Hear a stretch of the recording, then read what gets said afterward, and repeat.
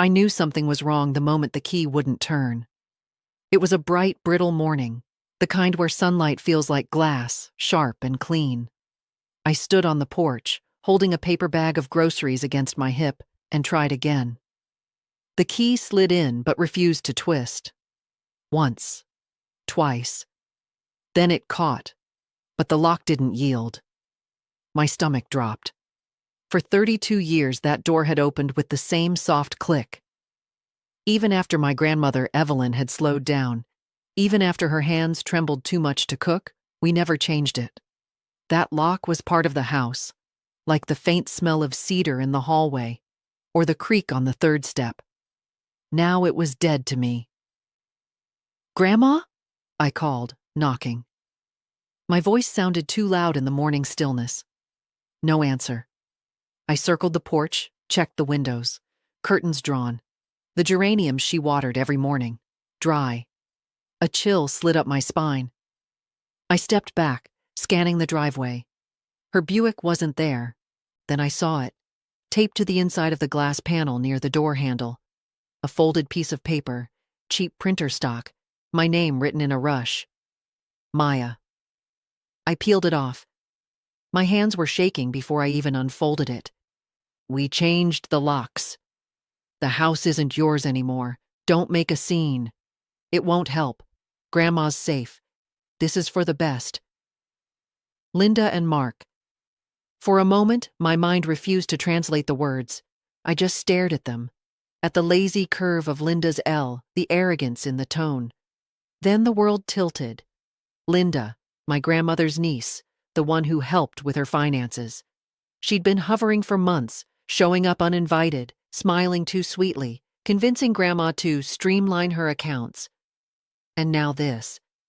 I dropped the note and sprinted around the side of the house, adrenaline roaring in my ears. Every door, every window, locked. The backyard gate padlocked. Through the kitchen window I saw emptiness, the table gone, the framed photos stripped from the walls. The home that once held our laughter had been gutted overnight. When I finally called Grandma's phone, it went straight to voicemail. Her voice, soft, frail, familiar, cracked through the line. "You've reached Evelyn Bennett." "Leave a message, dear." I did. Too many, too fast, pleading, panicked, furious. Then silence. By noon, I was sitting on the porch steps, the paper bag of groceries sweating beside me, the neighbors pretending not to watch. I could almost hear Linda's voice, syrupy, practical, ruthless. "You should have seen it coming, Maya. You're too sentimental for your own good. But that's the thing about sentiment. When someone steals everything you love, it hardens into something else." By sunset, I wasn't crying anymore. By sunset, I was making a plan. The next morning, I drove straight to the bank, the same one where Grandma had been a loyal customer for 47 years. Her branch was small, a relic of the 70s, smelling faintly of coffee and floor wax. The tellers used to greet her by name. "Good morning, Mrs. Bennett," they'd say, and she'd beam, calling them dear and asking about their kids. Now it was my turn to stand at that same counter, my palms slick against the marble. "Hi," I said, forcing calm. "I'm Maya Bennett. My grandmother, Evelyn Bennett, has an account here. She's gone missing, and I think someone's been stealing from her." The teller, a woman about my age with apologetic eyes, stiffened. "I'm sorry to hear that. Do you have power of attorney or documentation to access her account?" "She gave me access last year," I said quickly, fumbling for the folder I'd brought. Copies of statements, notarized forms, everything. "It's urgent. I just need to check her balance." She took the papers, went to the back, and disappeared behind the frosted glass. The minutes crawled. I could hear the whir of a printer, low murmurs, the sound of something being discussed. Then silence. When she returned, she wasn't alone. A man in a gray suit followed her. His tie was too neat. His smile was too professional. "Ms. Bennett," he said, motioning toward a side office. "I'm Mr. Carson, the branch manager. Let's have a quick word inside." The air felt colder. He closed the door carefully, like someone sealing a vault. "I understand you're concerned about your grandmother's account," he began. "But according to our records, Mrs. Evelyn Bennett closed all her accounts 3 days ago. The funds were transferred." My throat tightened. "Transferred where?" He hesitated. "To a joint account under the names of Evelyn Bennett and Linda Prescott." Linda. My pulse thudded so hard I could feel it in my teeth. "That's fraud. My grandmother would never—" He raised a hand, calm, practiced. "Everything was authorized in person. We have her signature, her ID, even security footage." For a second, I couldn't breathe. The room spun. Security footage. That meant she was there. At least, someone was. "Can I see the footage?" I managed. "I'm afraid not without a court order." He said it gently, but the words hit like ice water. I left the bank trembling, the folder clutched like a weapon. Outside, the wind had picked up, and the street felt too bright, too exposed. My grandmother hadn't just lost her home. She'd been erased, one transaction at a time. I sat in the car, staring at the steering wheel, the enormity of it pressing down. Linda and Mark hadn't just stolen property. They'd stolen identity. And yet, beneath the panic, something darker flickered awake in me, quiet, precise, electric. If they could play the system, so could I. They'd built their theft on signatures and lies. I'd build my revenge on truth, and I'd make it burn. I started where the law couldn't hide. The clerk's office at the county recorder. It smelled of toner and dust, fluorescent lights buzzing like an insect chorus, titles, deeds, affidavits, everything that pretended to be immovable. I sat at a plastic chair, the little sheets of information in front of me, and waited my turn like someone praying for a miracle that arrived on schedule. Deeds were public documents because someone once believed truth would live on paper forever. I typed Evelyn Bennett into the database and watched deadlines and signatures bloom on the screen. There it was, a quitclaim deed, recorded 3 days before the locks changed. Evelyn Bennett, grantor. Evelyn Bennett and Linda Prescott, grantees. The signature looked like a hurried imitation of Grandma's usual loopy E, but the notary stamp was real, dated, file number clean. It meant someone had convinced a notary to witness the signing. It meant the bank clerk had been shown something that convinced him this was all above board. It meant Linda had built a paper house on top of Evelyn's life and expected it to keep standing. I printed copies until the little green light on the printer blinked pleadingly. I left with a folder full of evidence and a new kind of anger that felt aerodynamic. It cut through the fog of shock. Rosa, my next-door neighbor, a retired middle school teacher with a face like a map, watched my hands tremble when I showed her the deed. She didn't gasp. She folded the paper with the calm of a person who'd learned to make plans instead of prayers. "You're not going to storm in there like a movie," she said. "You can't. You'll get yourself arrested. Start small. Paper. Witnesses. Reputation." She helped me see the edges I'd missed, where Linda had to have been to authenticate the documents, who had been nearby to witness, what services she would need to move furniture and clear out a house in a single night. White-glove thieves don't work alone. We followed the breadcrumb trail outward. A cashier's receipt tucked into the deed file showed payment to a local legal courier, Falcon Express. A quick phone call, a hesitant conversation with a man named Tony at a warehouse, and a shipment manifest that listed a unit number at the storage facility on the industrial road. Tony's tone slipped when I mentioned Linda's name. Curiosity, like a dog picking up a scent. He offered nothing, but I could hear the hesitation. People always underestimated how loud a name could be. Then there was the house on Maple, where Linda rented a spare room for guests. The mailbox overflowed with catalogs, and a bumper sticker on a battered pickup told me she voted in the last election. I watched her come out that afternoon. Perfume, sunglasses, the practiced tilt of someone who felt every entrance was a performance. She locked her front door and climbed into a car with out-of-state plates. Mark's laugh carried back to me over the hedge as they drove off toward the highway.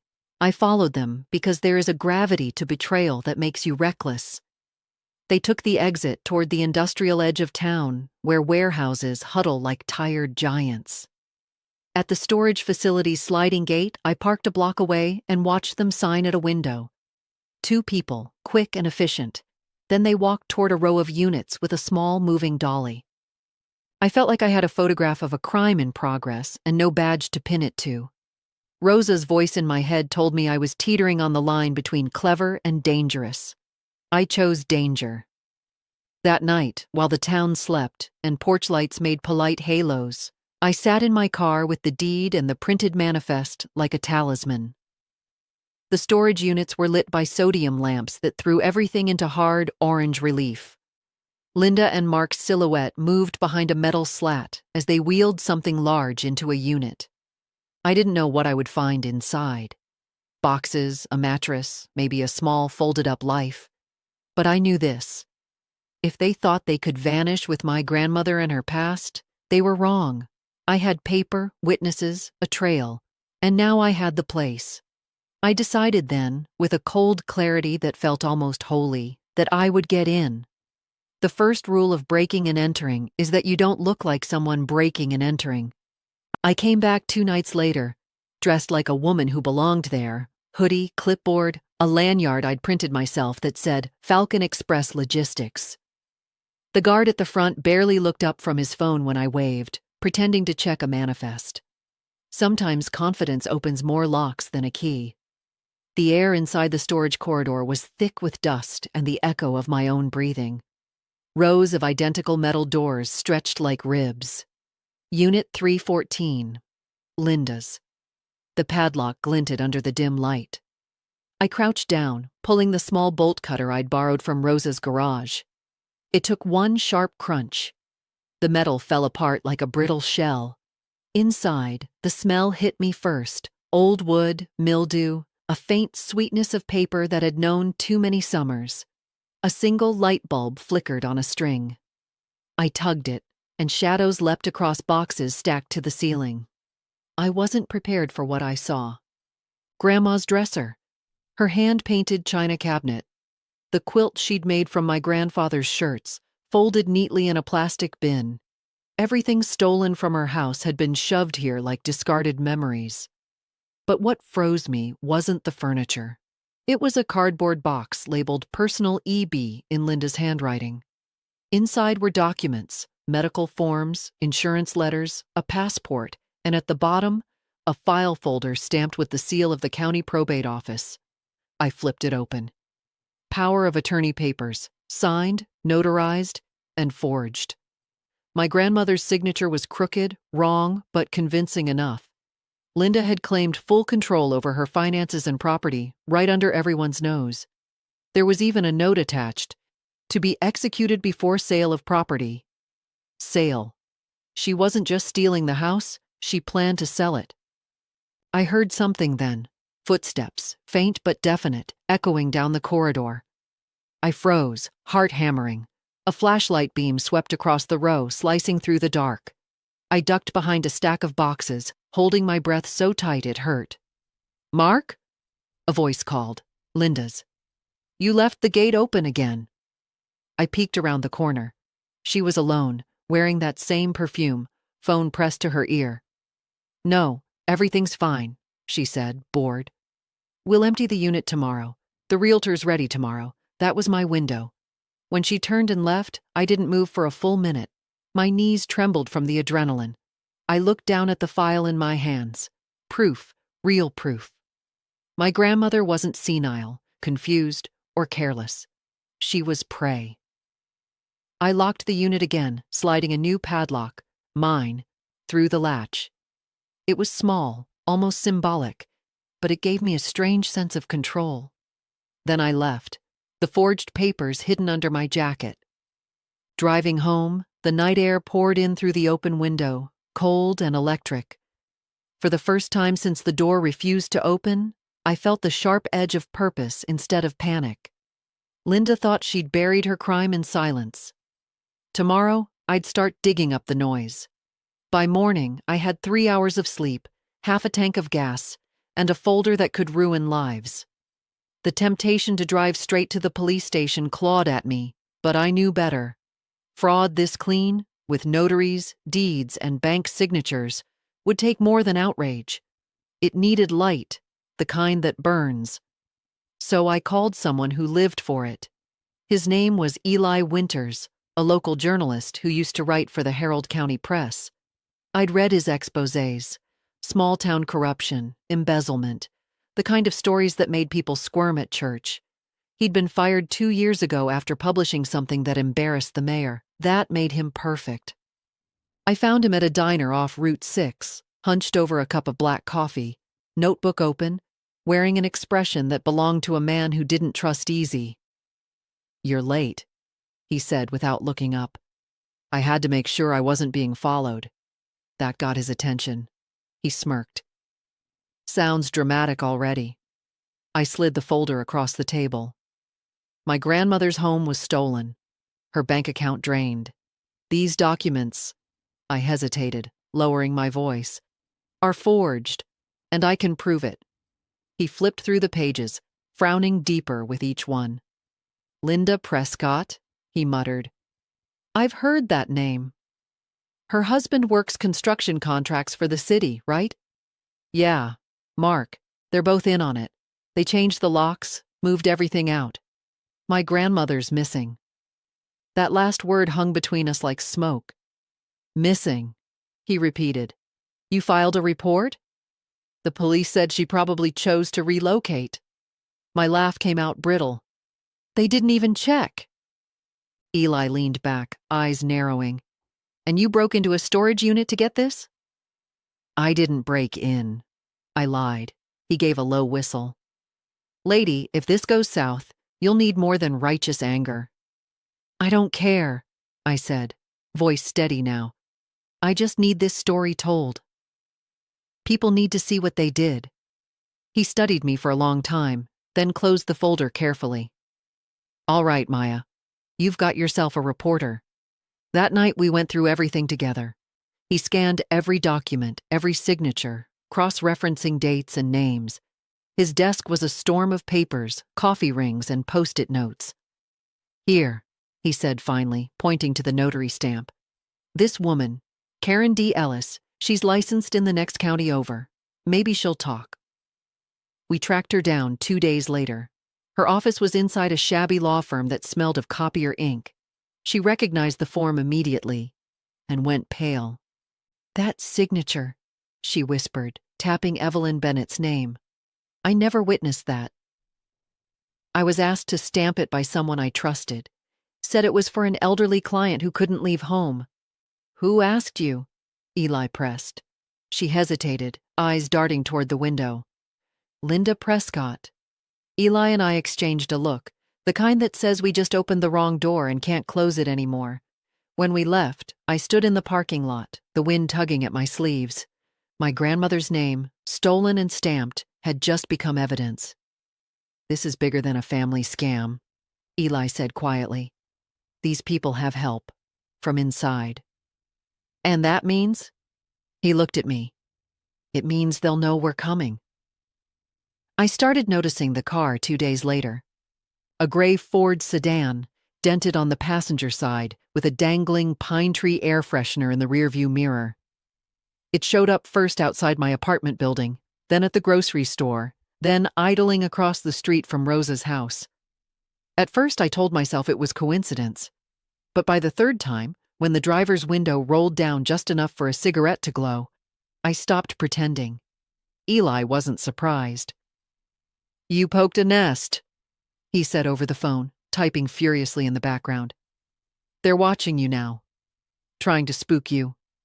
"Well, it's working," I muttered, peeking through my blinds. He paused. "Stay calm. Don't confront. Gather proof." But calm was a luxury. That night, someone knocked on my door at 2 a.m. A single sharp rap, then silence. My heart slammed against my ribs. I grabbed my phone, pressed it to my ear, whispering Eli's name, but whoever it was had already vanished by the time I crept to the peephole. Only the empty hallway, humming with the sound of the elevator somewhere below. The next morning, Rosa found an envelope wedged into her mailbox. No stamp, no address. Inside was a single printed page. Stop digging. Evelyn is safe. Go back to your life.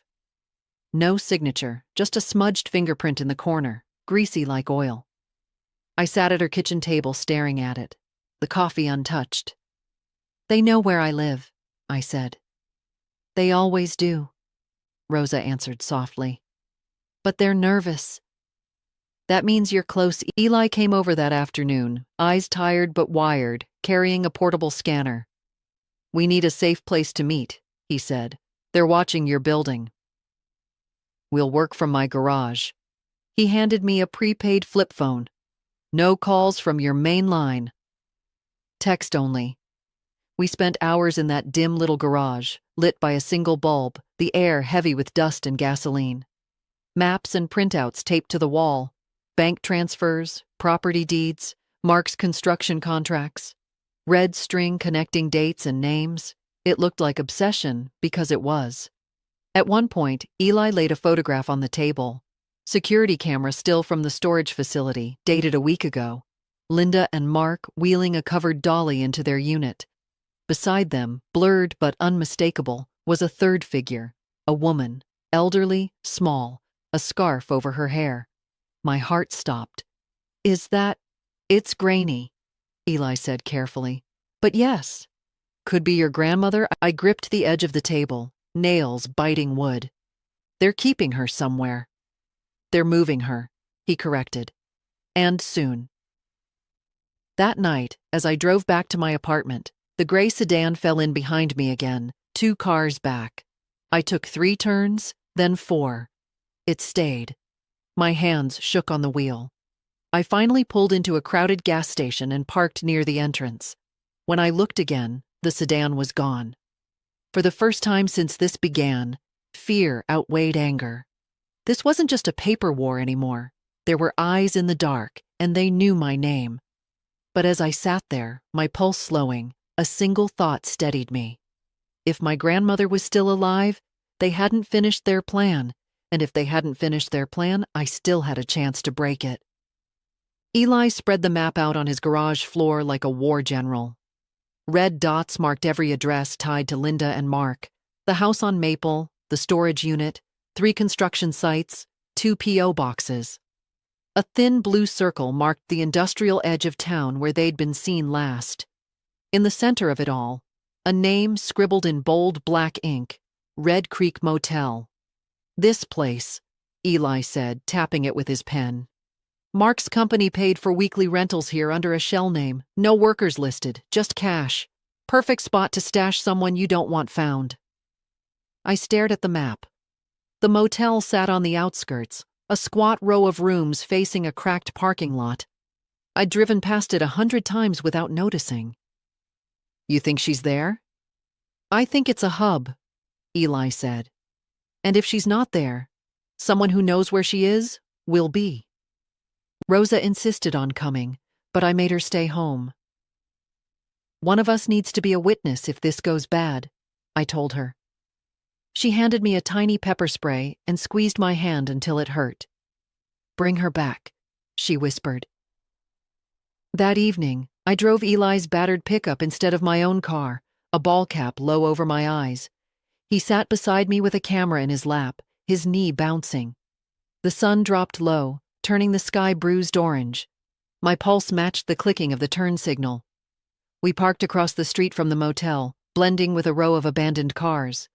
The place was worse up close, peeling paint, curtains drawn, a buzzing neon sign that read, Vacant Y. 2 men smoked outside one of the rooms, both wearing reflective vests like construction workers off shift. Mark wasn't one of them, but one had his build, his posture. They laughed, low and harsh. Room 6, Eli murmured, adjusting his lens. That's where the payments go. For an hour we sat there watching. People came and went. A delivery van arrived, stayed 5 minutes, left. A woman in a cleaner's uniform hauled out a bag of trash. Eli snapped photo after photo, time-stamping everything. Then the door to room 6 opened. Mark stepped out first, phone to his ear, pacing. Linda followed, wearing sunglasses, even though dusk had settled. And between them, for one heartbeat, I saw her. A small figure with a scarf around her hair, clutching a bag like it was all she owned. My grandmother. She looked thinner, paler, but it was her. The world narrowed to a pinpoint. My fingers dug into the steering wheel so hard they ached. "They're moving her," Eli whispered. "Right now." A black SUV rolled up to the curb. Mark opened the rear door, guiding her inside. Linda scanned the parking lot, her eyes sweeping past us once, twice. I held my breath, ducking lower. She didn't stop. Then the SUV pulled away. "Follow?" Eli asked, already raising his camera. I hesitated. If we followed, we risked blowing everything. If we didn't, she might vanish again. The road stretched out ahead like a dare. I started the engine. We follow. The SUV merged onto the highway, its taillights twin embers in the dark. I stayed 3 cars behind, hands slick on the wheel, trying to match its speed without drawing attention. Eli filmed through the cracked window, camera steady despite the bumps. The road out of town stretched empty and endless, the kind of stretch where bad things happen because no one's around to see.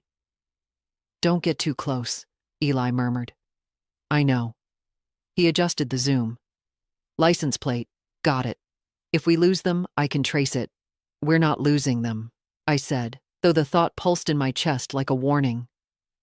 The SUV took an unexpected turn, off the main road and onto a dirt path lined with pine. No houses, no lights, just a winding trail vanishing into the woods. My stomach tightened. Where the hell are they going? "Private land, maybe. A cabin, storage, something off-grid," Eli said. "They don't want to be seen." I killed the headlights and followed at a distance, the truck jostling over ruts. The SUV's lights flickered between the trees, dimming, then stopping entirely. A door slammed, then another. We parked behind a bend. Through the branches, I could just make out a clearing ahead. A small cabin, light spilling from its windows, the SUV parked beside it. Linda stepped out first, checking her phone, pacing. Mark pulled my grandmother out of the back seat gently, too gently. She stumbled and he steadied her, saying something I couldn't hear. She wasn't bound, but she wasn't free either. Her movements were slow, uncertain, like someone sedated. I felt heat rush to my face. "She's drugged." Eli lowered his camera. "We need the police. They'll take hours. And last time they didn't believe me. Then we record everything. Get proof. Enough to make them listen." We crept closer, crouched low behind a pile of chopped wood. I could hear their voices now, muffled but sharp. Linda's tone was impatient, Mark's defensive. "She signed everything," Mark said. "She'll sign again," Linda snapped. "We need the new deed notarized before Monday. The buyer's waiting. She can barely hold a pen." "Then we help her. Once the house sells, we move. No loose ends." My heart hammered so loud I thought they'd hear it. Grandma was sitting on the porch now, staring blankly at the trees. I wanted to run to her, to drag her away, but Eli's hand caught my wrist. "Not yet," he whispered. "If we rush, we lose proof and maybe our lives." Then Linda's phone rang. Her face twisted. "It's the realtor," she hissed, stepping toward the car. Mark followed. For a moment, they both disappeared inside the SUV. "Now," Eli said. I didn't think. I ran. My boots hit the dirt hard. Grandma looked up, confusion flickering into recognition. "Maya," she breathed, her voice trembling. "It's me, Grandma," I whispered, pulling her up. "We're leaving." Eli waved from the trees. "Go. They're coming back." We stumbled toward the woods as headlights flared behind us. Shouts, the slam of a door, Mark's voice breaking through the dark. "Hey! Stop!"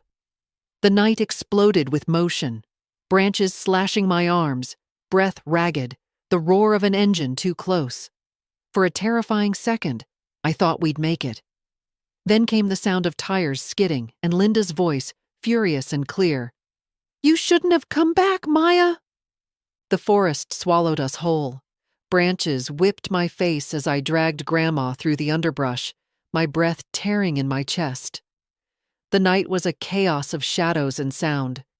Linda shouting, Mark crashing through leaves behind her, the SUV's headlights slicing through the trees in jittery flashes. "Keep moving," I gasped.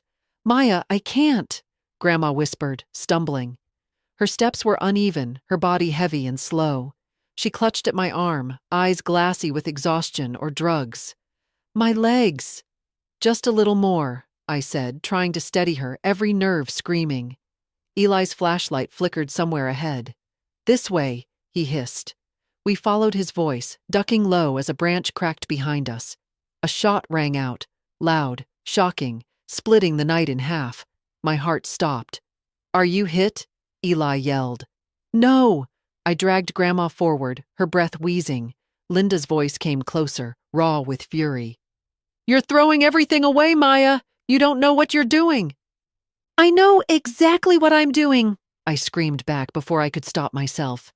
Eli turned sharply, pointing toward a flicker of light between the trees. "There's a creek down there. They can't follow with the car." We stumbled down a slope, sliding on wet soil. My knees slammed into rocks, my palms tore open. Grandma fell once, twice, and I pulled her up each time until we reached the water. It was cold, knee-deep, rushing fast. "We have to cross," Eli said, helping her in.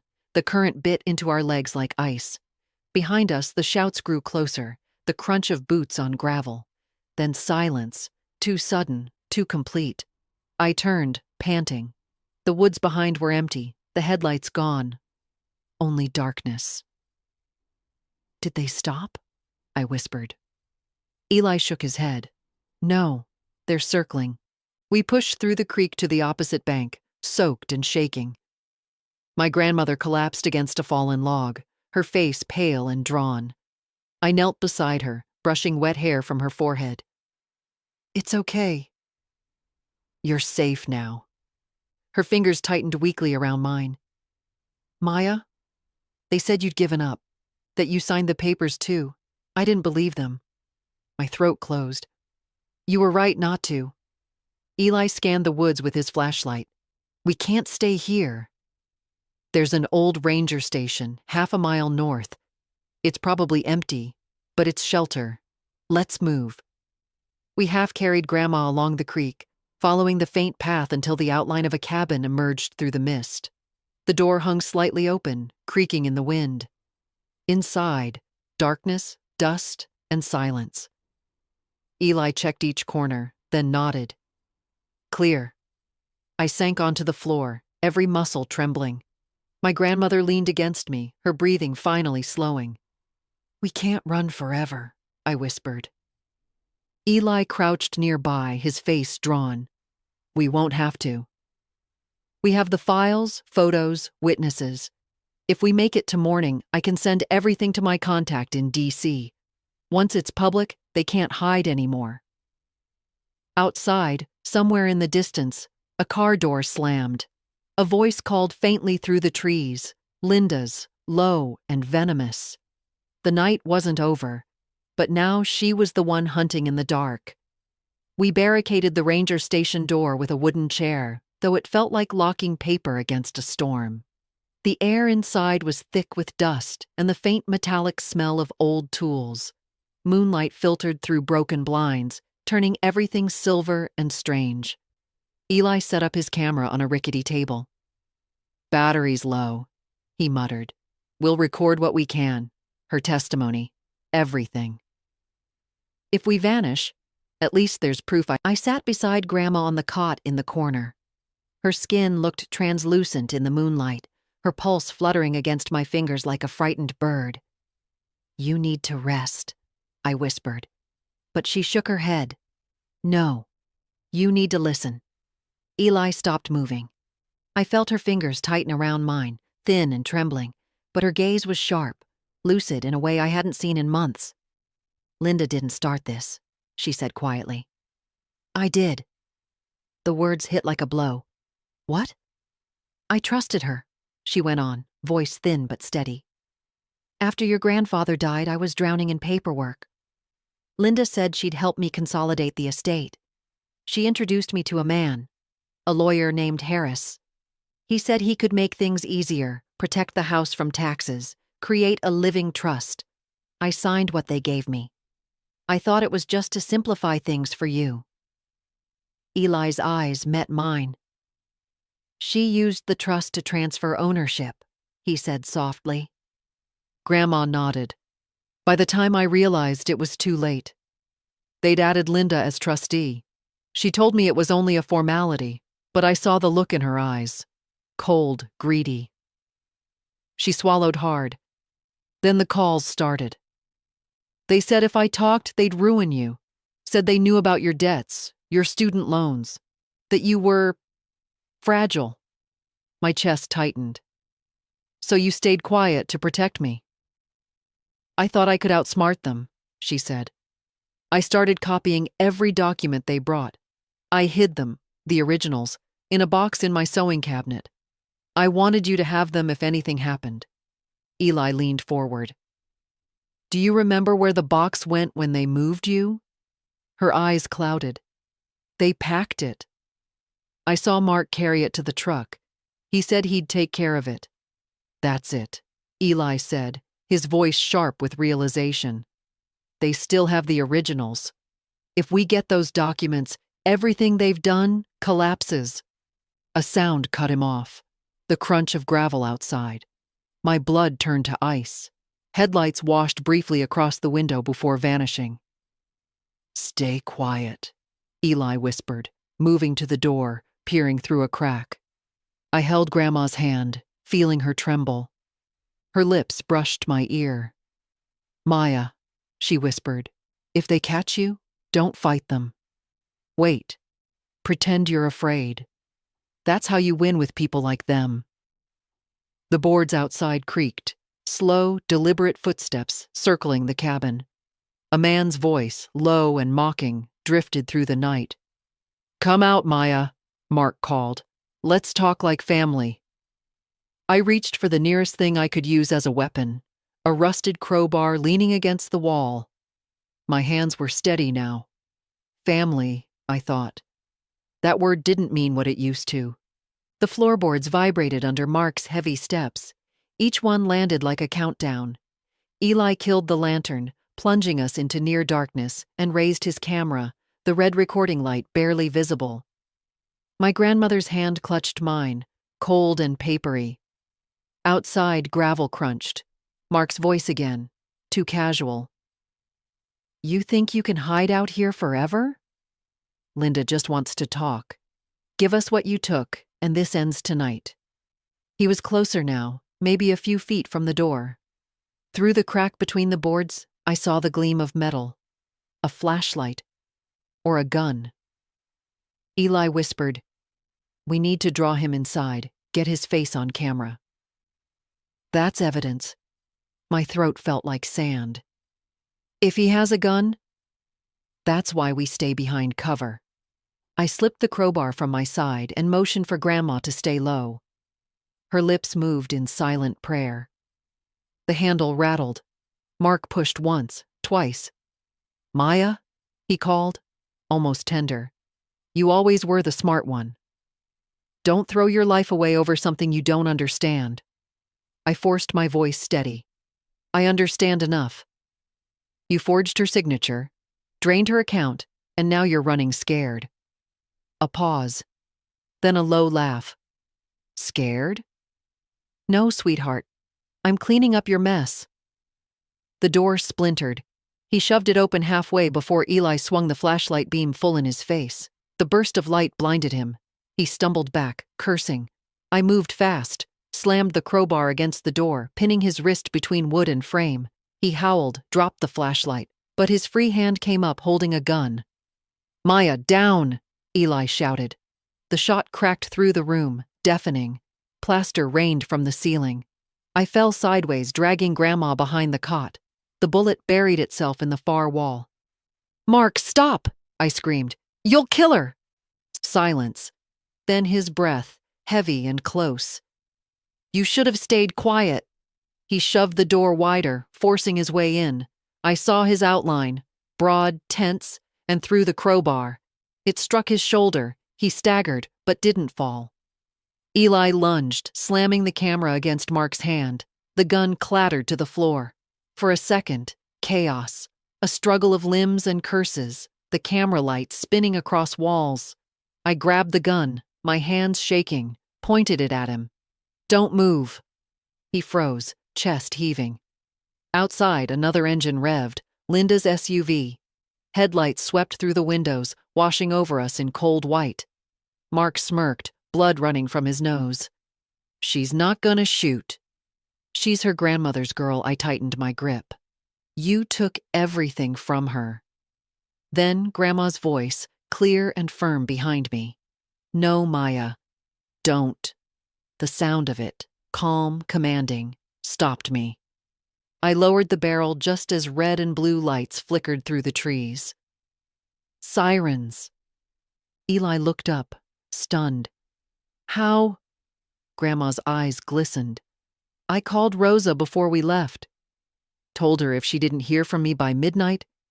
Mark's face went pale as officers burst through the doorway, weapons raised, shouting commands. He dropped to his knees, hands high.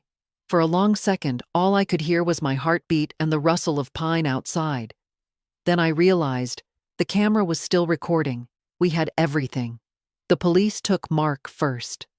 Linda arrived at the scene minutes later, stepping out of her SUV like she was walking into a press conference, calm, polished, trembling just enough to look fragile. She gasped when she saw the officers and cried on cue when they cuffed her husband. "She's lying!" she shouted, pointing at me. "Maya's unstable!" She broke into our storage unit, stole our property, attacked Mark. "That woman!" She pointed toward my grandmother, who leaned weakly against Eli. "She's confused. She doesn't know what she's saying." The deputies hesitated. Linda had money, poise, and a lawyer on speed dial. I had mud on my shoes and blood on my hands, literally. Eli filmed everything, his camera still running despite the chaos. When an officer tried to stop him, he flashed his press badge, faded but real enough. "Public record," he said flatly. "You'll want this later." They took statements until dawn. By then, Grandma had fallen asleep in the back of an ambulance, her face pale but peaceful. I stood outside under the gray light, shivering in a blanket, watching Linda talk to one of the detectives. Her voice carried, calm, measured, manipulative. She knew exactly what she was doing. "She's setting you up," Eli muttered beside me. "Watch.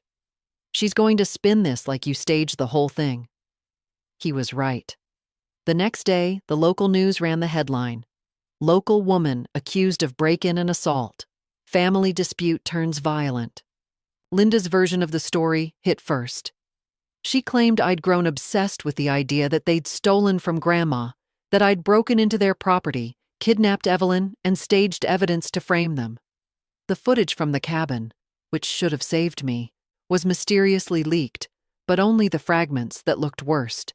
Me holding the gun, shouting, the sound of a shot. No context. No confession.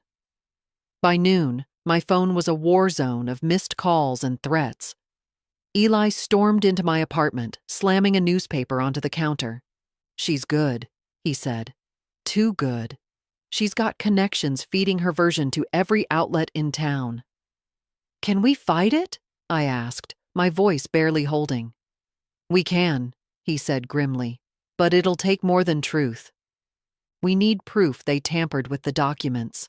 The originals, the ones she said Mark packed the box," I whispered. Eli nodded. "It's the only thing that can flip this back on them. If we find it, we expose the forgery and her whole story collapses." He paced the small kitchen, already strategizing. "We can't go through official channels now. She'll have lawyers blocking every warrant. We do it quiet. Off the books another break-in?" I said bitterly. He met my eyes. "Call it retrieving evidence." Outside, rain began to fall, turning the world silver and blurred. I watched droplets slide down the window, my reflection fractured by light and shadow. "They think they've turned this into a scandal," I said slowly. "Let them. Scandals feed on noise. We'll feed on silence." Eli smiled, grim and tired. "That's the spirit."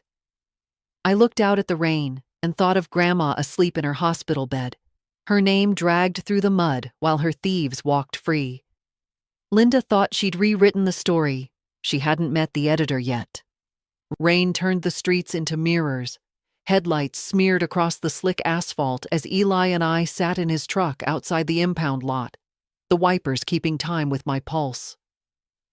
Somewhere inside that fenced yard sat Linda's SUV, the same one that had taken my grandmother to the cabin. If Mark had packed the box there, it might still be in the trunk. Eli adjusted his cap, scanning the perimeter. "Security rotations every 40 minutes, he said. "Camera coverage is spotty near the south fence. We've got maybe 10 minutes once we're in." "Breaking into an impound lot," I murmured. "We've really graduated." He gave a humorless smile. "You want your grandmother's name cleared, right?" I nodded. The fear was there, but so was something colder. Resolve. We slipped through the gap in the chain link where the fence met a line of overgrown shrubs. The mud sucked at our shoes. Beyond the fence, rows of impounded vehicles gleamed under the orange floodlights. Wrecked sedans, motorcycles, a few trucks. The SUV was near the back, partially covered by a tarp. Eli moved ahead, quick and silent, a lockpick glinting between his fingers. 30 seconds, he whispered. The latch gave with a soft click. We lifted the tarp and opened the trunk. Inside, a suitcase, a plastic bin of cleaning supplies, and one battered cardboard box sealed with yellow tape. My heart slammed against my ribs. EB was written across the top in my grandmother's handwriting. I exhaled shakily. That's it. Eli snapped photos before handing it to me. The tape peeled back with a slow hiss. Inside were folders, each labeled in Grandma's neat cursive. Insurance records, property titles, correspondence. At the bottom lay a manila envelope marked Trust Docs, Original. I tore it open. Inside were signed pages, real seals, real signatures. Only the witness lines were empty. No notary stamps, no co-trustee names, proof that Linda's version was fabricated. Eli's eyes went wide. "This is gold." Then a flashlight beam slashed across the yard. "Hey, who's there?" We froze. The security guard's voice was sharp, closer than I'd expected. Eli mouthed, "Run." We bolted. The box clutched to my chest. Footsteps pounded behind us, the guard shouting, his radio crackling. Eli veered left, knocking over a trash bin to slow pursuit. I squeezed through the fence just as a flashlight swept past, grazing my shoulder. Back in the truck, we didn't speak for a full minute. My lungs burned, my hands shaking as I stared at the box on my lap. Water dripped from my hair onto the cardboard. "We have them," I whispered. "This proves everything." Eli nodded, catching his breath. "If we leak this to my contact at the Ledger, they'll never recover." But I hesitated. "No, not yet." He frowned. "Why not?" "Because if we release it now, she'll claim it's stolen evidence. She'll twist it again. So what then? We show it to the one person she can't manipulate, her buyer, the one she was selling the house to. If he knows he's part of a fraud, he'll turn on her to save himself." Eli looked at me, a slow, wary grin forming. "That's risky." I looked down at the trembling box in my hands. So is letting her win. Outside, thunder rolled low across the hills. In the rearview mirror, the city lights flickered like sparks about to catch. The fire was coming. Morning crept in gray and wet. The box sat on the kitchen table between Eli and me like a sleeping animal that might bite if we touched it wrong. He'd already scanned every page, uploading copies to 3 separate encrypted drives. But the real documents, the physical proof, were what would matter in a courtroom. "The buyer's name," Eli said, scrolling through his laptop, "is Graham Whitaker. Owns half the developments on the south side. On paper, he's respectable. Charities, clean audits. But his partners, not so much meaning?" I asked. Meaning, Linda didn't just sell a house. She sold access. The property's zoning sits on land slated for redevelopment. She probably cut him a deal under the table. He'll bury her to save his empire if we corner him right. I nodded slowly. Then we corner him. We found him at his downtown office, a glass and steel box perched above the city like it thought itself immortal. Eli posed as a reporter, his press badge still held weight, and I came along as his assistant. The receptionist's smile froze the second we mentioned Linda Prescott's name. 10 minutes later, we were ushered into an office that smelled faintly of cologne and legal caution. Graham Whitaker was tall, silver-haired, confident in the way men become when they've never been told no. "I don't do interviews about private investments," he said, folding his hands, "especially when they involve family disputes." "This isn't about family," I said quietly, sliding the folder across his desk. "It's about fraud." He hesitated, then opened it. His expression didn't change, but his pupils did. Shrinking, calculating. "Where did you get these?" "They're originals," Eli said. "Unfiled, unnotarized. The versions on record are forgeries." Graham turned a page, jaw tightening. "Linda swore these were legitimate. My firm transferred a down payment yesterday. So you've been laundering stolen property," Eli said bluntly. Graham's head snapped up. "Watch your tone, son." I leaned forward. "You don't scare me, Mr. Whitaker." "But you should be scared of her. She's about to take you down with her." For a long moment, silence stretched thin between us. Then he closed the folder slowly, almost reverently, as though sealing a deal. "What do you want?" "Help," I said. "You back out of the purchase publicly. You claim breach of trust, demand investigation. You'll look like the wronged party, not the co-conspirator." Meanwhile, the police open a fraud case on her. Graham studied me. "And what do you get?" "Justice," I said. And my grandmother's name cleared. Something flickered behind his eyes. Respect, maybe, or recognition of someone who'd stopped being afraid. Finally, he nodded once. "You have 24 hours. After that, I deny everything." We left the office with the weight of a new weapon in our hands. In the elevator, Eli exhaled. "He's in." "You think he'll really do it?" "He'll protect himself," I said. "That's enough." But that night, as I walked up to my apartment, a chill ran through me. My door was slightly open. The lights inside were off. I pushed it wider, papers scattered across the floor. The box, gone. A voice from the dark. "You should have stopped, Maya." Linda stepped out of the shadows, calm as ever, holding the box against her chest like a trophy.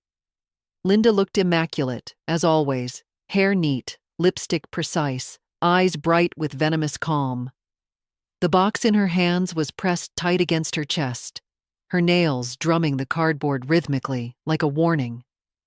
"I should have expected this," she said, her voice almost fond. "You always had your grandmother's stubborn streak." "But breaking into an impound lot?" "Really, Maya? That's a felony." "You forged legal documents," I shot back. "You drugged her. You held her against her will." Her smile didn't waver. "Prove it." Eli stepped out from behind the hallway corner, camera raised. "That's what we're doing." Linda's eyes flicked to him, unbothered. "Oh, the journalist again? Still pretending to be relevant? That camera of yours won't help. You'll find the footage missing before you can blink."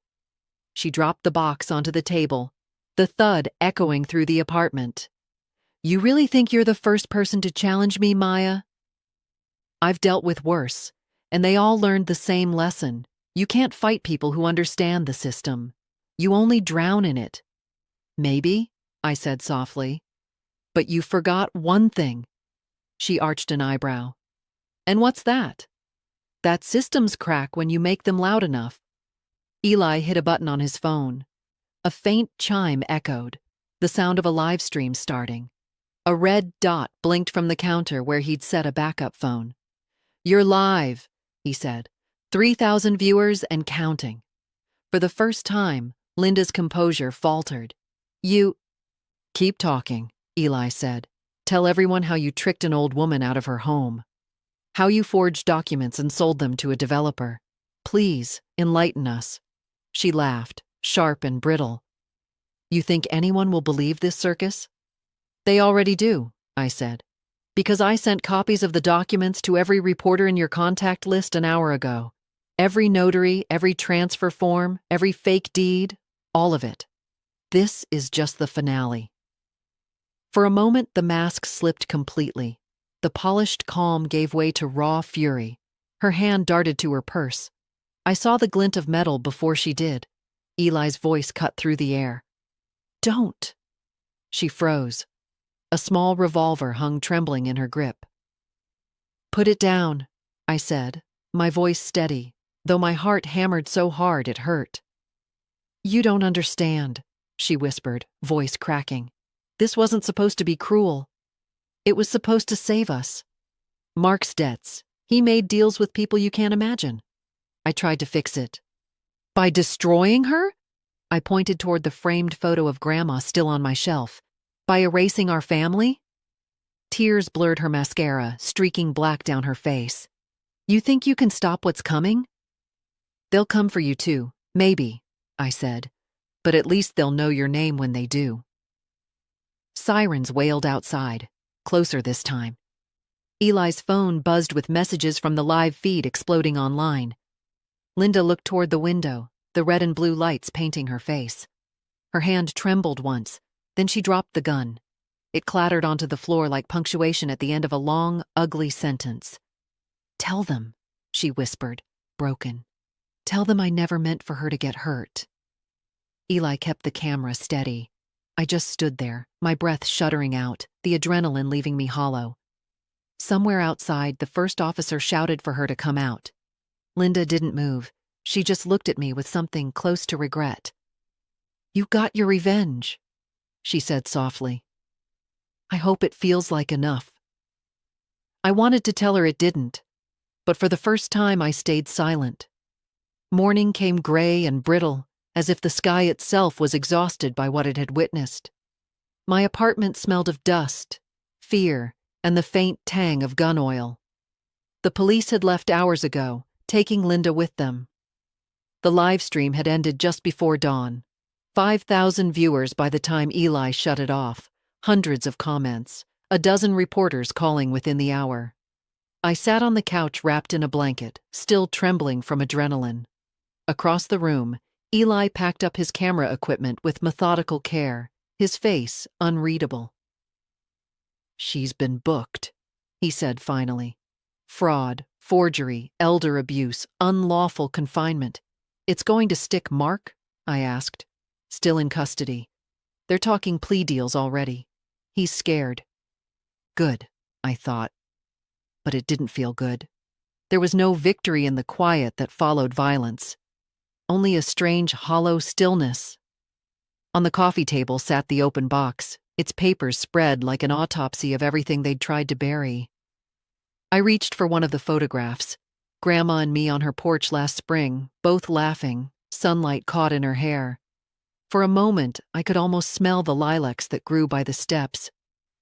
"She's safe," Eli said softly.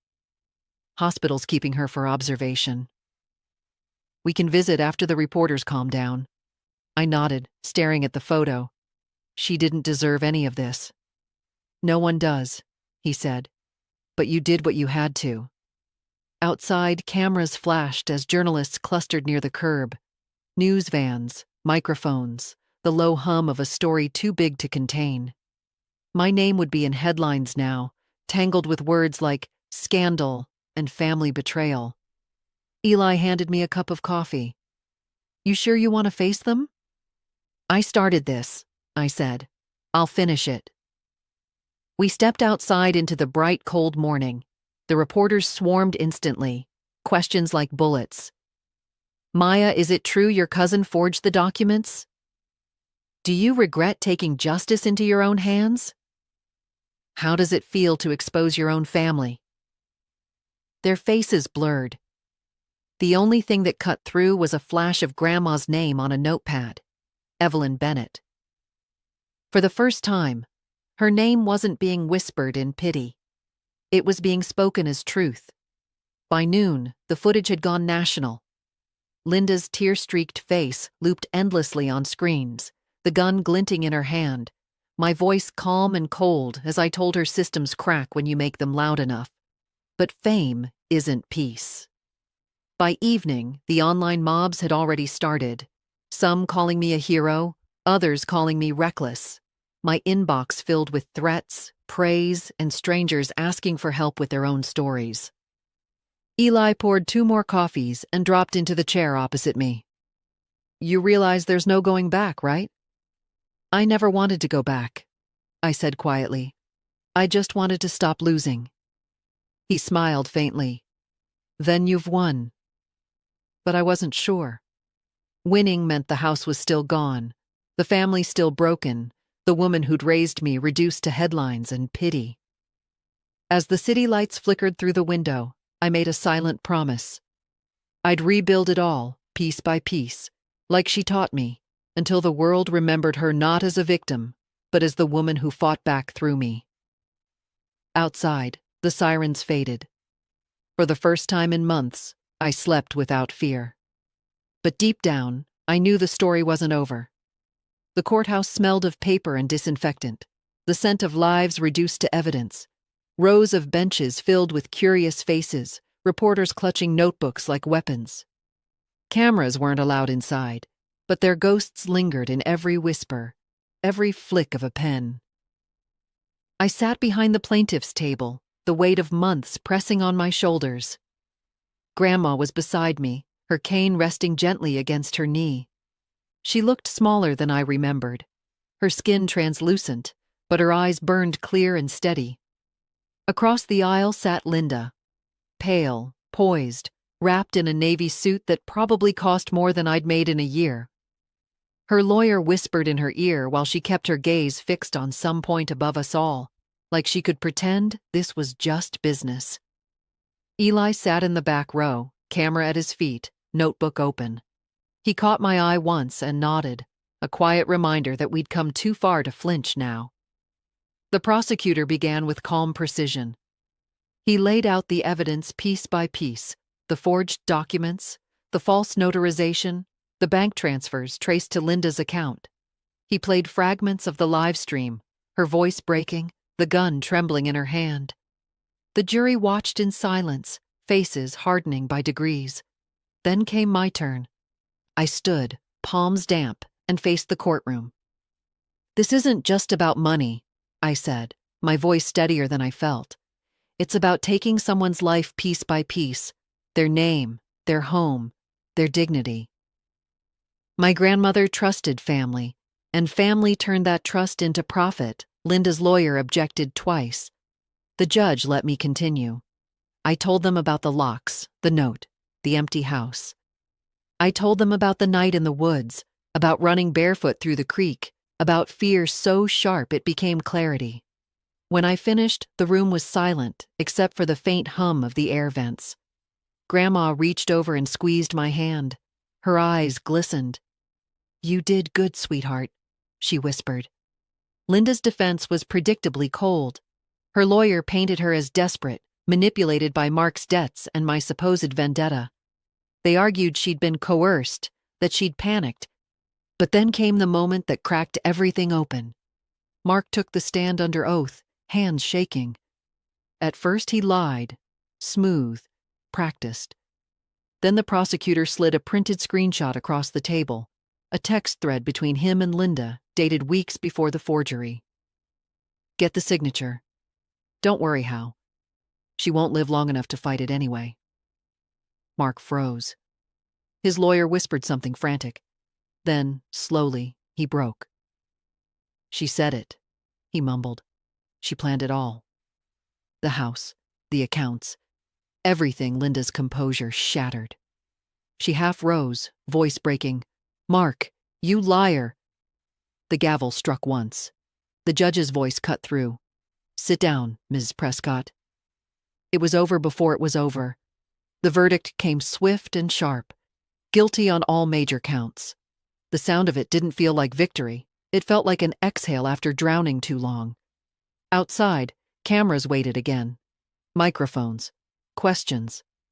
Eli met me at the steps, his grin tired but proud. "You did it," he said. "No," I said softly, looking up at the courthouse's stone facade. "We did." Grandma stood beside me, leaning on her cane, the sunlight catching in her silver hair. "Now let's go home," she said. But home wasn't there anymore. Not yet. Only the space where justice had finally taken root. Spring came late that year, cautious and pale, as if the world was still afraid to wake up. The first crocuses had just broken through the frost when Grandma and I drove up the familiar hill toward the old house. Our house. It looked smaller than I remembered, stripped of its arrogance. The police tape was gone, the locks replaced again, this time with keys that jingled in my own hand. The yard was overgrown, the porch steps sagged, but when I stepped out of the car and smelled the faint trace of cedar from the old siding, my chest loosened for the first time in months. Eli met us there with his camera, though this time it wasn't for evidence. "You sure you want this on record?" he asked. I smiled. "Not for the papers." For us inside, dust floated through the sunlight like memory.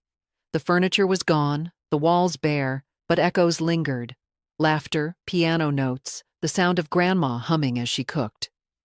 She walked slowly from room to room, her hand brushing the door frames, her breath hitching once when she reached the window facing the garden. "They didn't take everything," she said softly. "Not the smell. Not the light." I watched her, realizing the truth of it. They had stolen possessions, signatures, even safety, but not the heartbeat of this place. Not what made it ours. Eli filmed quietly as we unpacked a single box of salvaged things, her quilt, a framed photo of my grandfather, a jar of buttons. Nothing worth money, everything worth meaning. Outside, the first reporters were still circling, hungry for a closing shot, but I didn't care. Let them write whatever they wanted. The story was finished for them, but for us, it was beginning again. Linda had been sentenced 2 weeks earlier, 8 years, with no parole for the first 5. Mark had taken a plea, testifying against her. Their names filled the news cycles for days, then disappeared under newer scandals. That's how stories die, not with justice, but with boredom. But ours wasn't about punishment anymore. It was about repair. I used part of the settlement to restore the house. New paint, new locks, new life. Eli helped start a foundation in Grandma's name for victims of elder fraud. He called it the Evelyn Trust. She cried when she saw the plaque. One evening, as the sun slipped low, I sat with her on the porch steps. She wrapped her quilt around her shoulders and handed me a cup of tea. "You could have destroyed them completely," she said quietly. "Why didn't you?" I thought for a long time before answering. Because revenge only ends one story. Justice lets you start another. She smiled, small and proud. "That's something your grandfather would have said." The wind stirred through the trees, carrying the scent of lilacs, faint, familiar, eternal. I leaned my head against her shoulder and let the silence settle. For the first time, it didn't feel heavy. Behind us, the house stood steady again, a little bruised, a little patched, but standing, like us. When I looked up at the sky, it was full of light. And for the first time, it felt like home again.